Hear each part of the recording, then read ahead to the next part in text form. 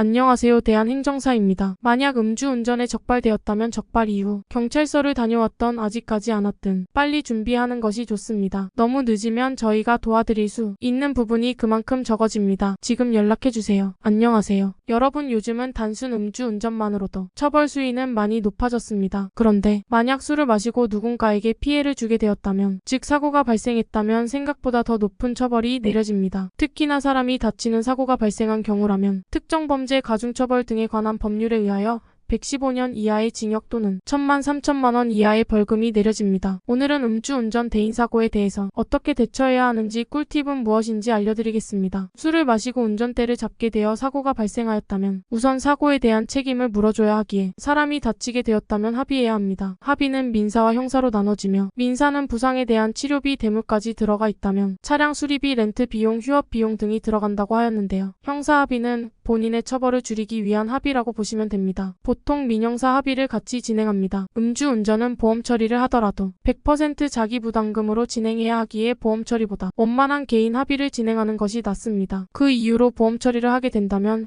형사 합의는 따로 진행해야 하며, 보험 접수 시 사고 이력이 남기 때문에 사고가 빠질 수 없게 됩니다. 의뢰인분의 사례로 구체적으로 설명해 드리겠습니다. 의뢰인께서는 술을 마시고 대리운전을 호출하였으나 대리기사 배정이 계속 지연되자 운전대를 잡게 되었습니다.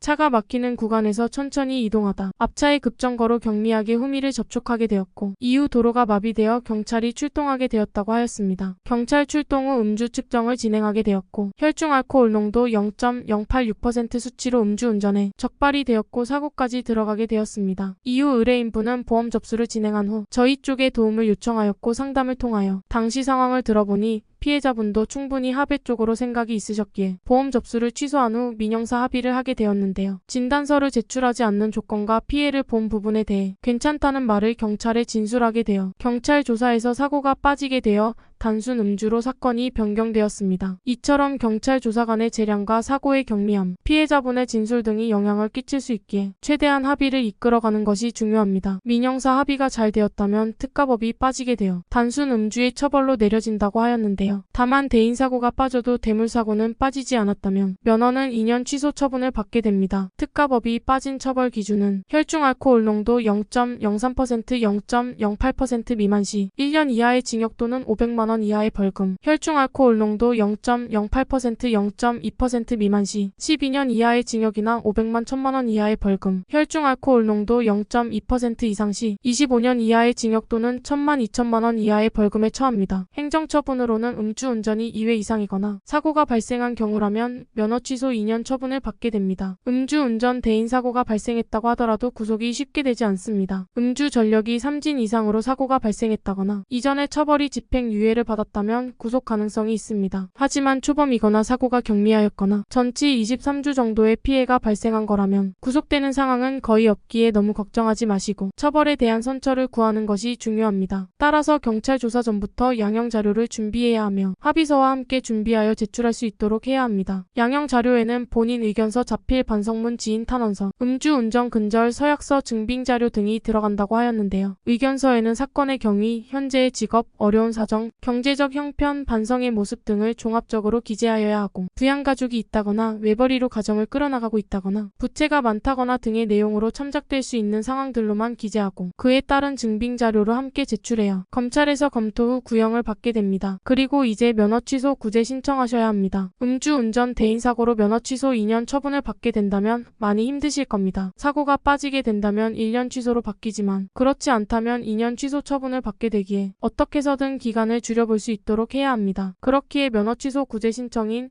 이의신청과 행정심판을 진행해야 하며, 다만 이의신청은 사고가 들어가게 된다면 신청이 받아들여지지 않기에 행정심판으로 진행해야 합니다. 물론 사고가 들어간 상태로 구제 신청을 하게 된다면 초범이라고 하더라도 이진 아웃보다 가능성은 떨어집니다. 하지만 최소 기간을 줄여볼 수 있는 방법이 하나뿐이고 기회가 한 번뿐이기에 운전이 필요한 사유에 대해 최대한 소명할 수 있도록 하는 것이 중요합니다. 행정심판은 면허 취소 결정 통지서 수령 후 90일 이내에 청구해야 하며 결과까지 12개월 정도의 시간이 소요됩니다. 최종 결과에서 일부 인용의 결과를 받게 된다면 면허 취소 처분에서 면허 정지 110일로 감경을 받게 됩니다. 음주운전 사고는 사건 초기부터 어떻게 대처하는지에 따라 많은 영향을 끼치기 때문에 되도록 전문가의 도움을 받는 게 좋습니다. 현재 음주운전으로 걱정이 많으시다면 연락해 주시길 바라며 대면 무료 상담 또는 비대면 상담을 통하여 안내 도와드리도록 하겠습니다. 음주운전 적발의 다양한 사례를 접하는 대한행정사는 음주운전만 전문으로 업무를 진행하고 있으며 의뢰인의 각각 사정과 환경 그리고 음주 단속 상황에 다 다르게 최선의 방향으로 맞춰서 진행하고 있습니다. 음주운전으로 걱정이 많이 된다면 신속하게 연락해 주시길 바랍니다. 1차 상담은 무료입니다. 적발 이후 경찰서를 다녀왔던, 아직 가지 않았던 미리 준비하는 것이 좋습니다. 너무 늦으면 저희가 도와드릴 수 있는 부분이 그만큼 적어집니다. 지금 바로 연락해 주세요.